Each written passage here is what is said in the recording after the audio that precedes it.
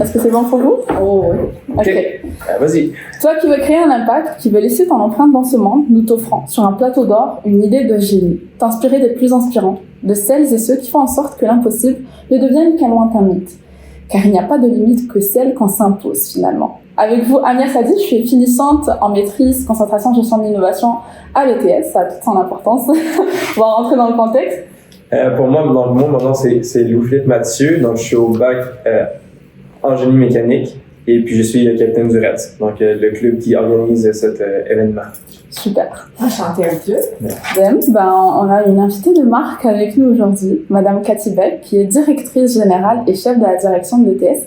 Et vous êtes la première femme à occuper ce poste depuis la création de l'ETS en 1974. C'est quand même quelque chose. Vous avez un parcours des plus intéressants, des plus inspirants. On va en parler plus en détail. Mais avant ça, comment allez-vous aujourd'hui? Je vais très bien, très bien. C'est le week-end qui va commencer bientôt. Oui. Ouais. J'ai des beaux plans pour ce week-end, puis j'ai une très belle semaine, donc ça va très bien. Une semaine aussi assez chargée en tant que directrice générale. Oui, on est tout comme tout le monde, on est tout le temps tous très occupés, mais cette semaine, elle était particulièrement bien remplie, je dirais. En effet. Moi, j'ai eu l'occasion de me renseigner un peu sur votre parcours, puis votre parcours, comme je l'ai dit, est hyper inspirant. Vous avez été à la tête de l'Ordre des ingénieurs aussi, très jeune même. Donc, lorsque vous avez pris la tête de l'Ordre, vous aviez 35 ans. C'est quand même très inspirant. Et en pleine crise Port-Charbonneau, moi je n'ai pas forcément le contexte, donc vous pourrez peut-être l'expliquer. Vous avez dû faire face à une tutelle gouvernementale dès vos premiers jours. Et avec le recul, que vous avez, en fait, qu'avez-vous appris pendant ces moments de turbulence par rapport à votre résilience et votre capacité à mobiliser une organisation en crise? On rentre directement dans le vif du sujet. Oui, écoute, on rentre directement, il n'y a pas de problème. Mais peut-être pour ceux qui nous écoutent, que comme pour toi, ça signifie peut-être pas autant ce que ça veut dire la commission Charbonneau. Ouais, est-ce que toi, ça te dit quelque chose? Oui, j'étais quand même un peu jeune.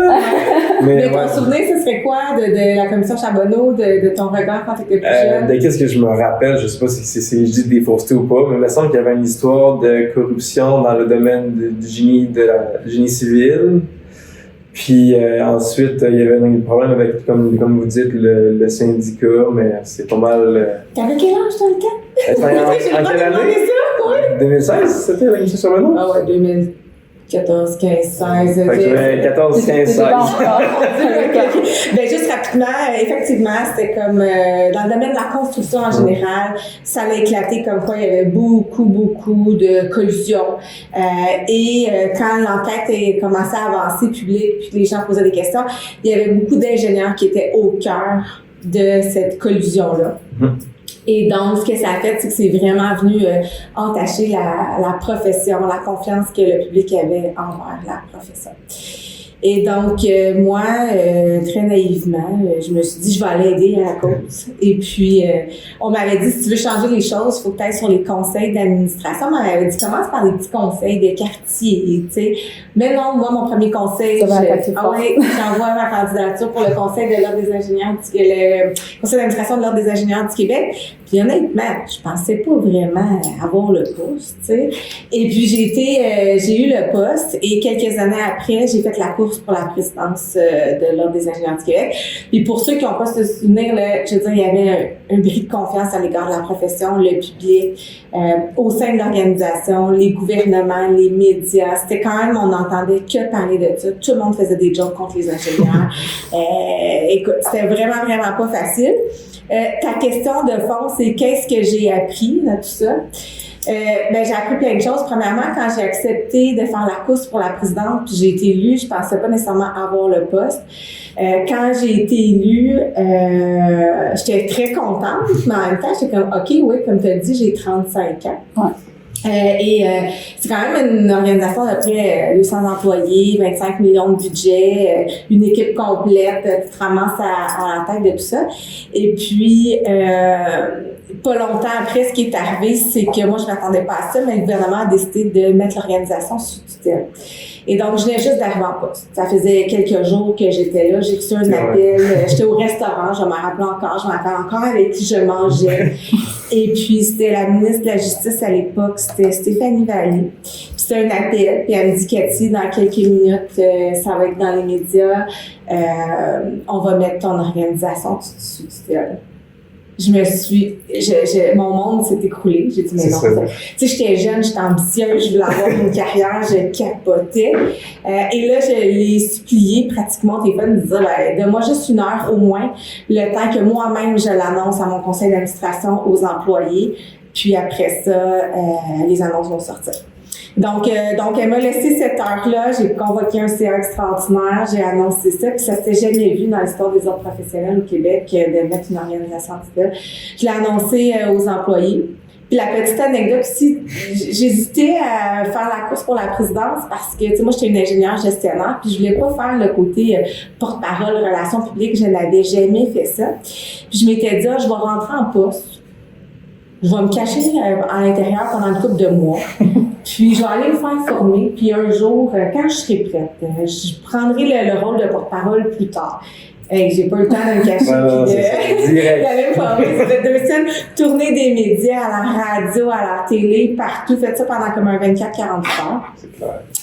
Et puis, quand je suis revenue le lundi, puis là, tout le monde me disait, démissionne, c'est injuste parce que t'es une femme, va déchirer ton chandail, fais des pancartes, tu sais. Bon, il y avait de tout, là. Les gens étaient, tu sais, ceux qui étaient proches de l'organisation trouvaient que c'était pas nécessairement justifié, d'autres comprenaient. Bon.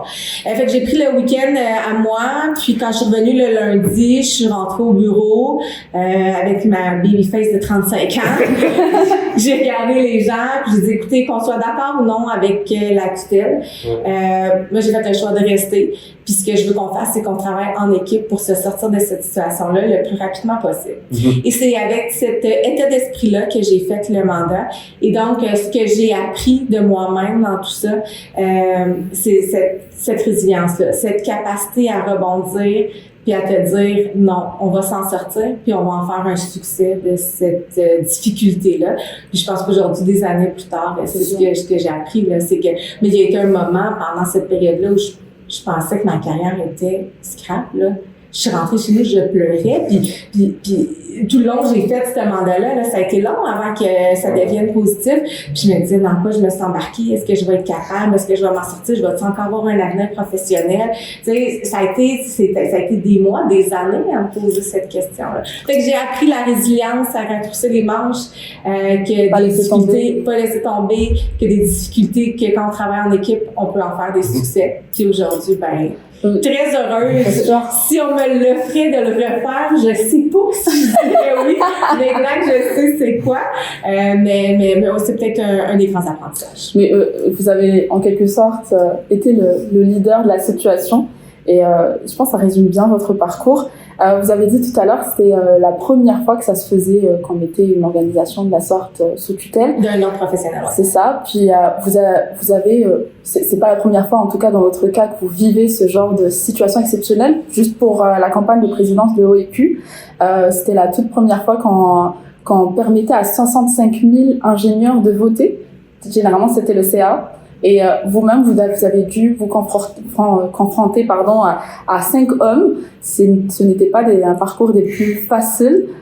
J'ai un peu vu votre histoire. C'est vraiment très inspirant de voir un peu par quoi vous êtes passé. Et ce n'était pas du tout. On vous a mis des bâtons dans les roues, pour le dire clairement. Mais vous avez pu tout simplement garder la tête haute et vous avez remporté finalement ce que vous vouliez remporter.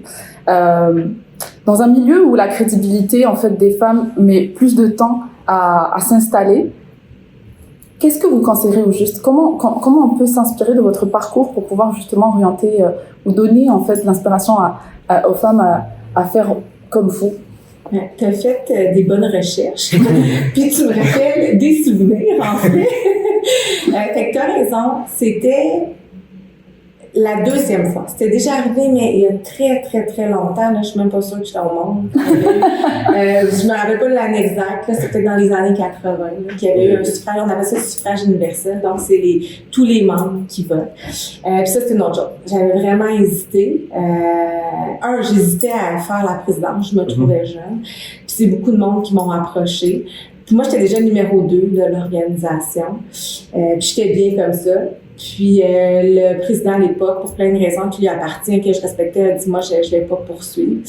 Et là, beaucoup de monde se sont retournés vers moi pour savoir si j'allais vouloir me présenter. C'est quoi que les gens ont, pourquoi les gens voulaient avoir vous comme précisément, tu sais, vous dites qu'ils vous poussaient un peu, là, mais pourquoi que les gens faisaient ça? Ben, j'étais déjà là depuis quand même un certain temps. Ça faisait déjà 2 ans que j'étais au conseil d'administration. J'avais pris quand même des gros mandats, où est-ce qu'on a fait une restructuration financière. Il y a des choses qui n'étaient pas nécessairement tant publiques, mais il y avait tout un comité de transformation. Le gouvernement avait déjà fait le rapport Pilote la montagne sur qu'est-ce qui devait être mis en place pour améliorer la situation face à la commission Charbonneau. Il y avait 21 recommandations, si je me souviens bien, donc 19 qui étaient là. Donc, moi, je présidais ce comité-là. Fait que les gens qui étaient proches m'avaient vu travailler, avaient vu, je pense, je vais pas me lancer de fleurs, mais mon écoute, la collaboration et tout ça, donc plusieurs. Il y en a d'autres qui voulaient d'autres candidats, là, tu sais, j'étais pas la seule. Mais il y a un groupe de gens qui sont venus me voir puis qui m'ont demandé de me présenter. Puis ce que j'essayais de dire, c'est que moi, au début, je voulais pas vraiment me présenter. Je me trouvais jeune, j'avais des jeunes enfants, j'avais un poste à temps plein, tu sais, parce qu'on fait ça à temps partiel. Et puis, quand je voyais les différents candidats annoncer qu'ils allaient faire la course, il y en a que je respecte là-dedans, mais je n'étais pas capable de m'associer à leur leadership. J'ai réalisé au fil du temps que j'avais vraiment une vision de ce que je pensais qui était bon pour notre ordre puis pour la profession. Puis je me voyais pas être nécessairement numéro 2 de n'importe quel de ces candidats-là, parce que leur vision puis la mienne, elle était quand même différente. Vraiment splittée. Ouais, puis moi j'étais vraiment dans la continuité de l'ancien président qui était là, qu'est-ce qu'il faisait, puis c'était ça que je voulais faire. Fait que effectivement, ce que je dirais, oui, ça a été difficile parce que c'était les 65 000 membres qui votaient. Ça a été dans les médias, ça a été sur les réseaux sociaux, les gens étaient méchants, ils écrivaient des choses. J'étais contente que mes enfants étaient plus petits parce qu'ils pouvaient pas nécessairement lire ça. Je pense que ce qui a fait la différence, c'est qu'ils étaient dans l'année. Puis si je me souviens, les 5 autres hommes étaient quand même déjà connus. Tu sais, moi j'étais la jeune, personne connaissait. Puis moi je faisais la course pour moi en me disant. J'ai une vision, j'aimerais ça pouvoir, mais si je l'ai pas le poste, c'est pas une fin en soi. C'est une expérience de oser faire la course. Mais moi, je suis quelqu'un, souvent, probablement, c'est parce que aussi, entre autres, on est des femmes, il faut parfois travailler plus fort. Moi, j'étais préparée au quart de tour. Tu sais, c'était très, très, très réglementé, la campagne. Et donc, moi, je m'étais toute préparée. Là. Puis j'étais toute seule, j'avais pas d'équipe, j'avais pas d'argent, je faisais ça tu sais, le soir. Les autres candidats, c'était le cas?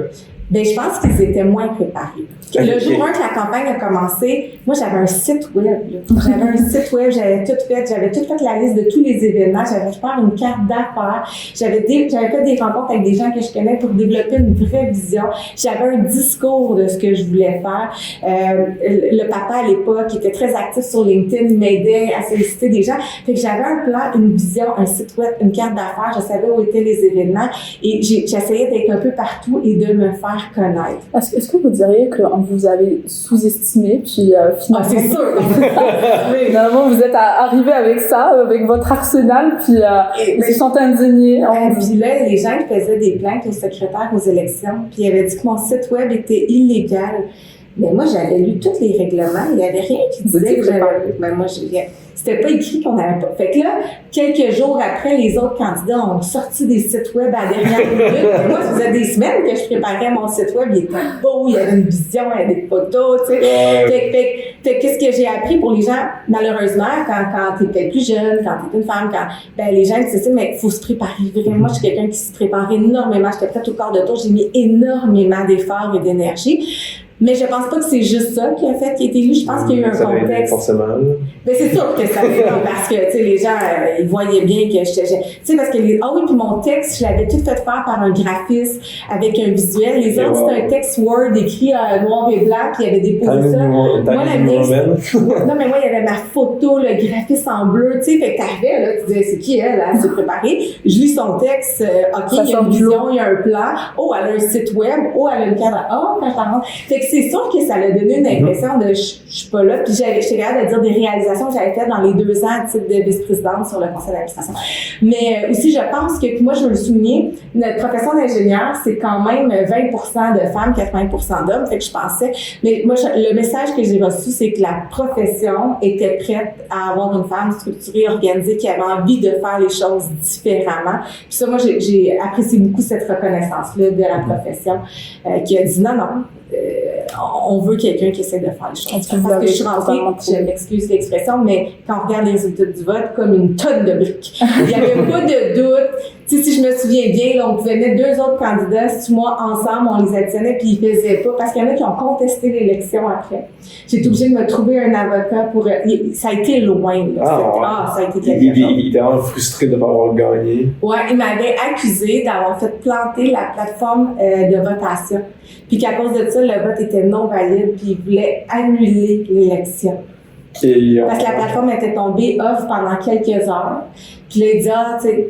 Puis là, après ça, mes avocats avaient regardé ça, ils disent, mais quand on voit tes résultats, quelques heures sur toute la période, t'es rentrée tellement fort que même s'ils veulent te poursuivre, ou tu sais, moi j'avais vraiment rien fait. Là, j'ai aucune connaissance pour faire tomber une plateforme de votation.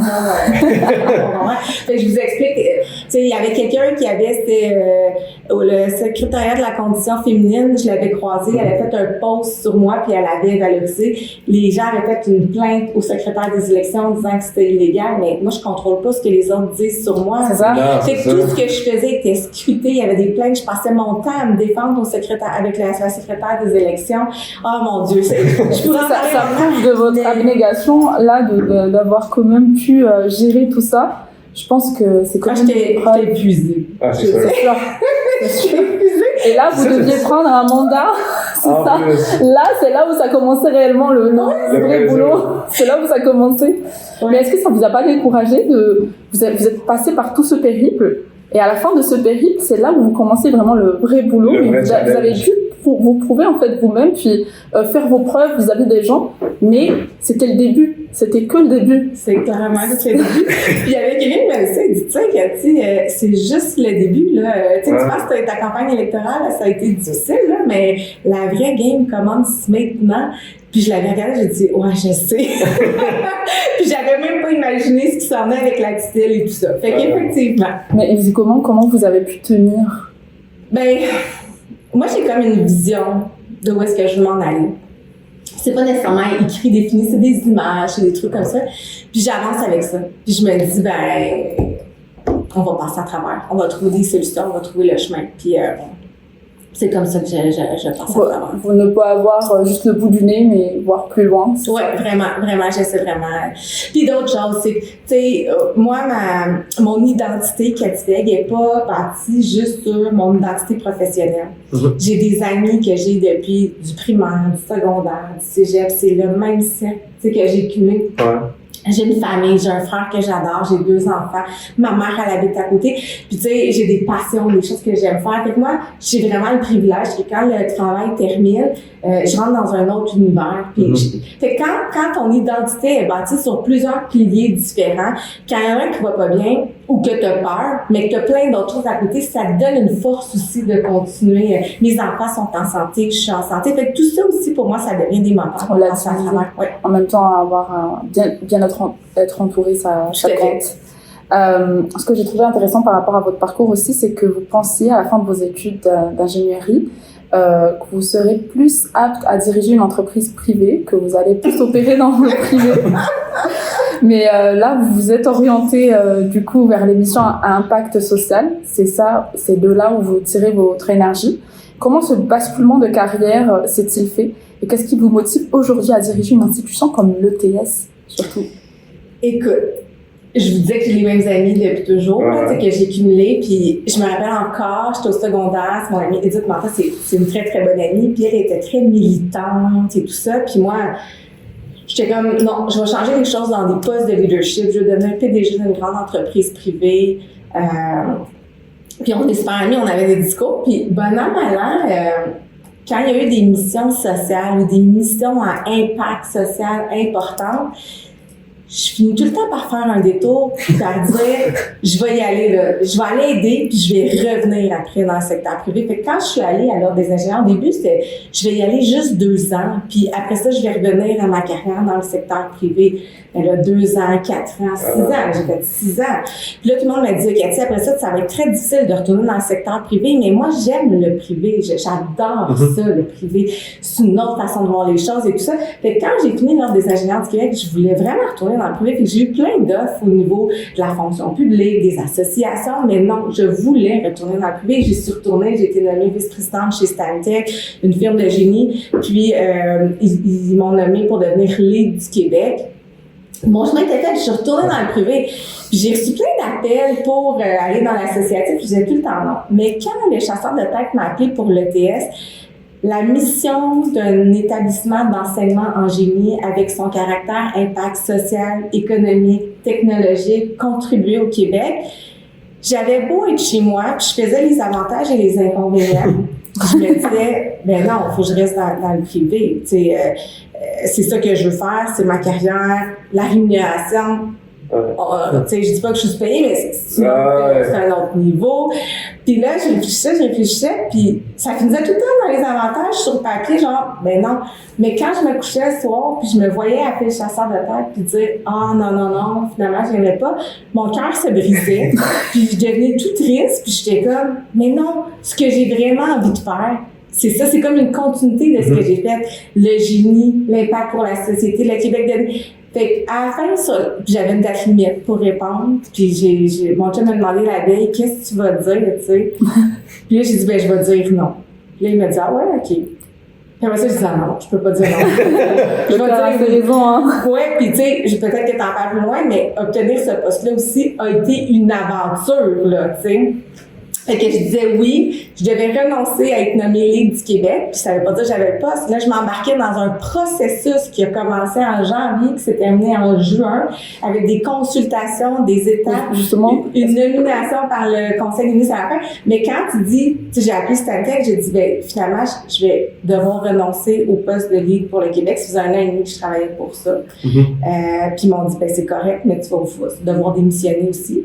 Je comprends. Il n'y a pas de filet de sécurité. Non, mais c'est ça, parce que eux autres, je m'en allais prendre ce poste-là, ils avaient déjà engagé quelqu'un pour me remplacer, et qu'il n'y avait plus de poste. Tu sais, nous autres, ça faisait des semaines qu'on préparait ça, là.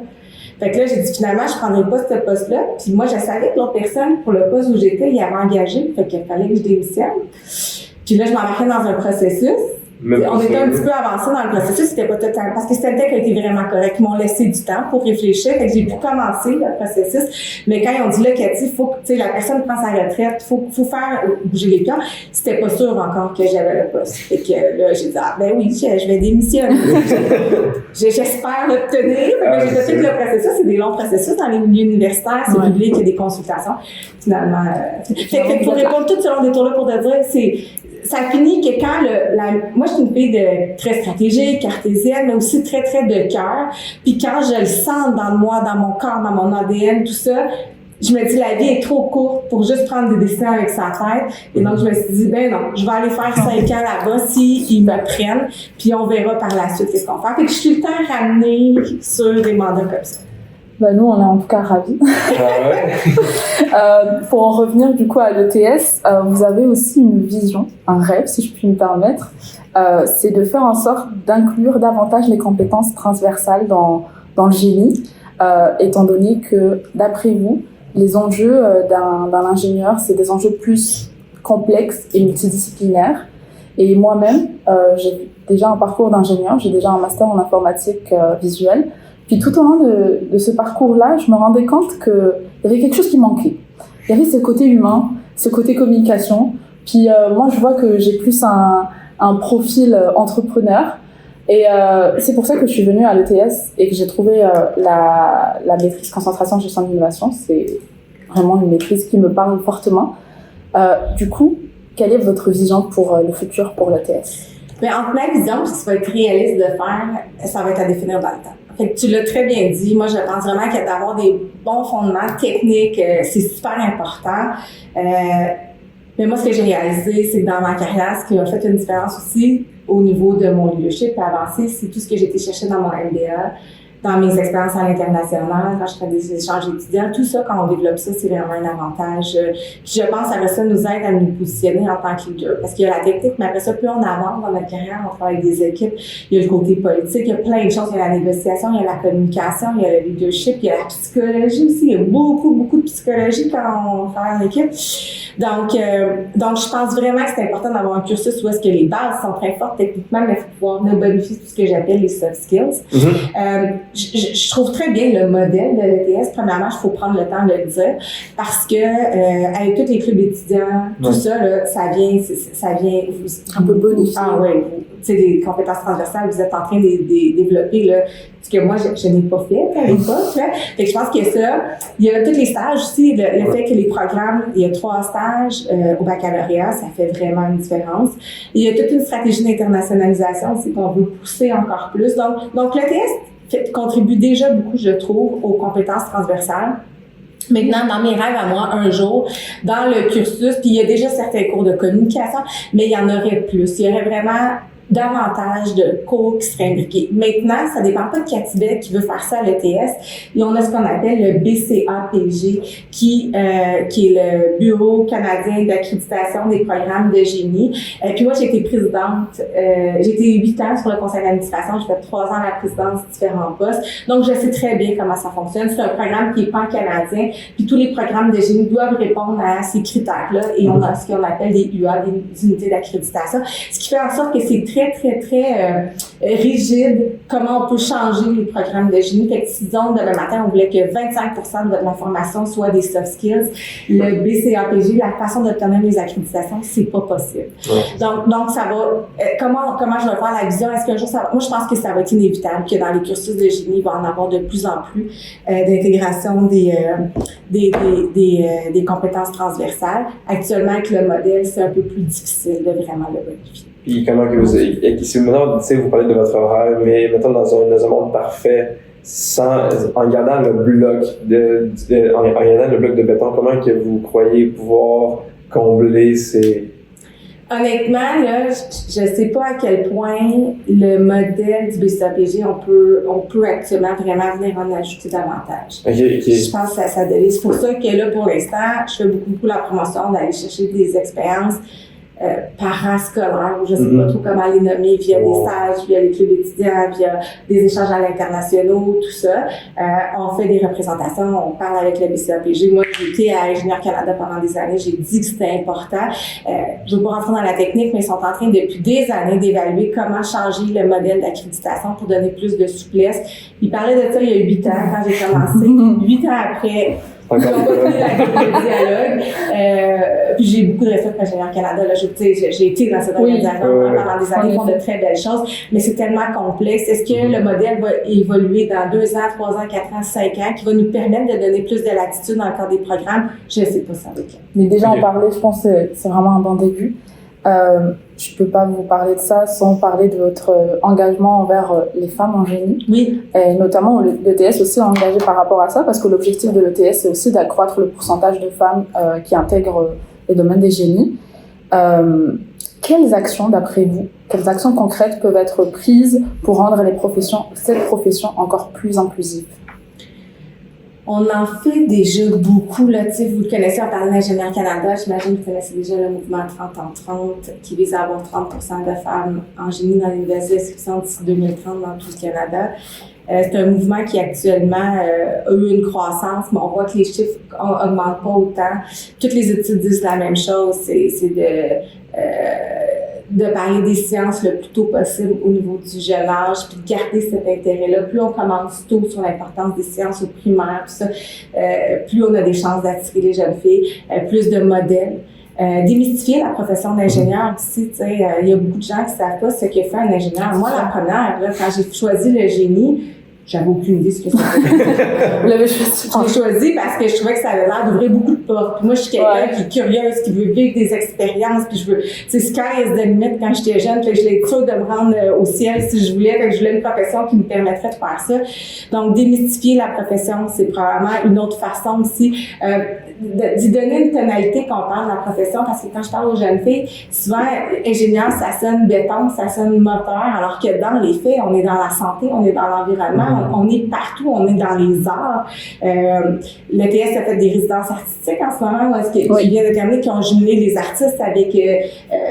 donc, c'est de démystifier la profession puis de donner une connotation qui est beaucoup plus à savoir que peut-être pour intéresser les jeunes filles. Mais on fait déjà tout ça, puis c'est toujours pas assez. Fait que je pense qu'il faut continuer. Il n'y a pas de solution miracle, il faut continuer à en faire plus. Les parents jouent un rôle aussi. On fait pas tant d'actions auprès des parents, mais les parents ont un rôle d'influence vraiment important auprès des jeunes.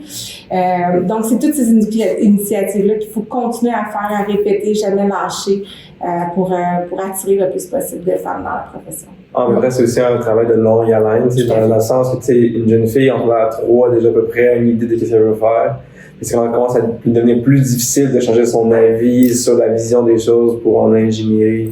Même avant ça, comme vous dites, le plus tôt possible, mais ça prend du temps avec le plus tôt arrive à l'âge d'aller à l'uni. Le plus tôt possible. Mais il y en a aussi qui, même avant de choisir au cégep, ils savent pas ce qu'ils veulent faire non plus.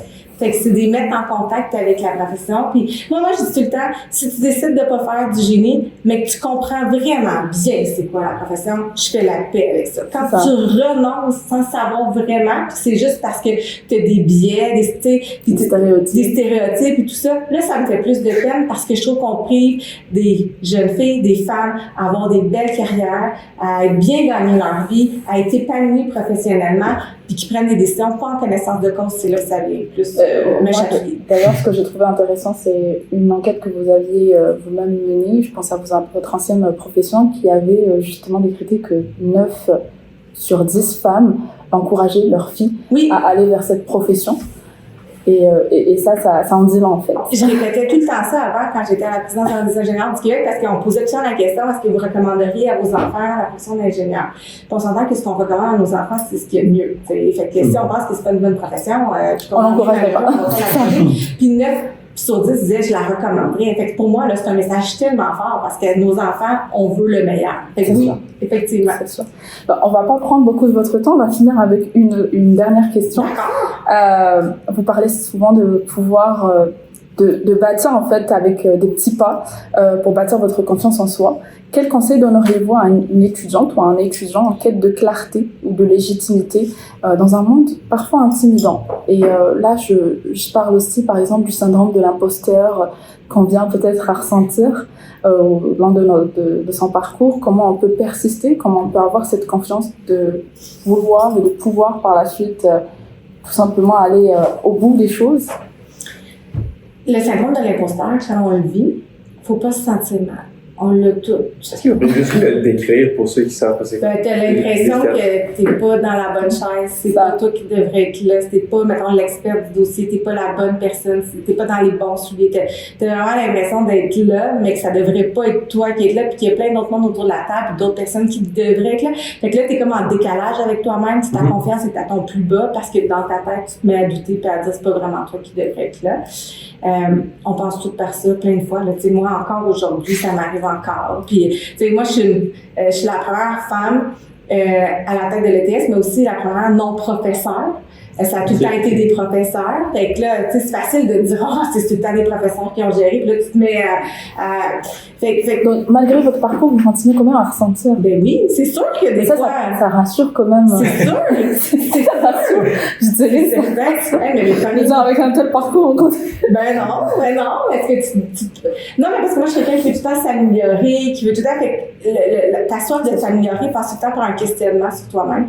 Mais ce questionnement-là, à un moment donné, tu dois pas laisser ce doute-là devenir trop grand. C'est ce questionnement-là qui, pour moi, m'empêche de faire des erreurs majeures, parce que je suis jamais, oh mon Dieu, je suis rendue là dans ma carrière, je peux faire ce que je veux. Ça arrive jamais dans ma tête. Je suis tout le temps en train de me questionner. Mais après ça, il faut vraiment gérer ce questionnement-là pour pas qu'il crée du doute, de l'insécurité, de la non-confiance, puis t'es plus capable d'avancer. Fait que tout ça, les gens qui vivent ça, je leur dirais, premièrement, sachez qu'on le vit plein de fois dans notre carrière à différents moments. Puis après ça, c'est de bien s'entourer. T'sais, des fois, quand on doute de ça, c'est d'avoir des gens qui croient en nous, qui nous mentorent, qui nous donnent confiance. Puis la théorie des petits pas, de faire une chose à la fois, puis de dire, là, cette meeting-là, moi, j'y vais, je me prépare. Puis c'est de le faire d'une façon où tu dis, tu sais, je vais pas arriver là pour préparer, tu sais, je vais arriver pour montrer que, puis de pas le montrer qu'on doute de soi. ça, c'est comme, je sais pas, surtout au début de ma carrière, j'arrivais dans des meetings, puis j'étais comme, quand j'ai commencé à la présidence de l'ordre, tu sais, j'étais comme, OK, je me rappelle un meeting, c'était tous les firmes de génie qui m'avaient écrit une lettre parce qu'ils étaient pas contents d'une décision qu'on avait prise au conseil d'administration. J'avais reçu toutes les lettres, puis je les avais vues toutes dans une salle à l'hôtel, tous les dirigeants des firmes de génie. J'avais genre ça, 35 ans, c'était tous des messieurs, puis là, ils me disaient comment ils étaient pas contents. Hey, penses-tu que moi, j'étais assise, j'étais comme, qu'est-ce que je fais ici, tu sais? Non, j'étais arrivée là, la tête haute, je les écoutais parler, je leur répondais, mais en dedans de moi, j'étais comme, oh là là! fait que c'est correct de douter, mais il faut pas non plus trop le montrer. À un moment donné, il faut se faire confiance, puis les gens ils apprennent à faire confiance. Ça permet en fait ce doute à bien se préparer. Il faut utiliser ça à bon escient en quelque sorte. Ouais. Puis je te dirais que des fois, je pense que ça pourrait être bon pour les hommes d'avoir ce syndrome d'imposteur-là. Parce que peut-être que parfois, dans certaines réunions, ils arriveraient mieux préparés. C'est ça! Puis ils seraient plus à l'heure. Là, je parle pas de tous les hommes, je parle de certains cas de personnes que je me dis, tu sais, ce doute-là pourrait peut-être t'habiter un peu plus. Peut-être un peu plus. Bon, je devrais pas dire ça, là, mais moi, en tout cas, que j'ai eu l'occasion d'écouter quelques-uns de vos podcasts, puis il y avait quelque chose qui m'avait interpellée, notamment à votre parcours à l'université, néanmoins, quand vous vouliez, je pense, l'idée, la présentation, mais on vous avait pas donné, pas donné cette possibilité, et vous étiez la mieux préparée, et au final, à force de résilience, vous avez su, en quelque sorte, tout simplement, vous faire une place. J'avais entendu ça, mais moi, ma mère, c'était une féministe, là, mais intense quand j'étais jeune. Puis quand j'étais jeune, je me disais, pourquoi elle me parle toujours de ça? Tu sais, très jeune, je m'en rendais compte. C'était le premier constat. Ça a été la première fois où j'ai réalisé qu'être une femme, c'était peut-être un défi différent ou de plus. Puis comme tu dis, j'arrivais dans une réunion d'équipe. Moi, je voulais être la chef d'équipe, mais pas parce que je veux être la boss, parce que je veux que ça roule au quart de tour. Je veux qu'on soit préparé. J'ai d'autres choses à faire dans la vie que de passer comme 6 rencontres. Puis là, non, on donnait ça à l'autre, qui était justement pas préparé. Puis là, à chaque fois, moi, j'avais fait un long show, on fait ça. Fait que là, quand ça faisait 10 minutes pour perdre notre temps, je disais, ben moi, j'ai préparé la séance, j'ai des questions pour vous. Pour ceux qui veulent. Tout le monde me regardait comme, OK. Fait que là, après 2-3 fois, on regardait plus ceux-là qui étaient, puis après ça, le monde a su, mais il a fallu pousser un peu plus, puis faire notre chemin. Puis, ouais. Tout à fait. Je pense que ça conclut notre discussion. Comme on l'a dit, c'était vraiment très inspirant. Merci Madame Cathy Beck de nous avoir fait honneur de votre présence avec votre emploi du temps des plus occupés, j'ai envie de dire. On remercie aussi le Syntec. Je pense que vous-même, vous connaissez assez bien le Syntec, étant donné que c'est l'incubateur qui est affilié à l'ETS, de nous permettre de filmer ce podcast et de l'enregistrer ici. Et merci à vous. Et on va vous suivre tout au long. Même si j'ai fini en tant qu'étudiante, même si je suis plus étudiante, je vous suivrai avec grand intérêt. Excellent. Mais moi, je vous dis merci de l'invitation. C'est moi qui suis honorée de pouvoir venir vous rencontrer aujourd'hui. J'ai passé un super beau moment. Vous avez fait une excellente recherche. Ça m'a permis de me replonger dans certains souvenirs plus lointains. Ça a été un plaisir. Puis n'importe quand, tu peux faire. Merci. Merci beaucoup. Merci. Merci. Au revoir.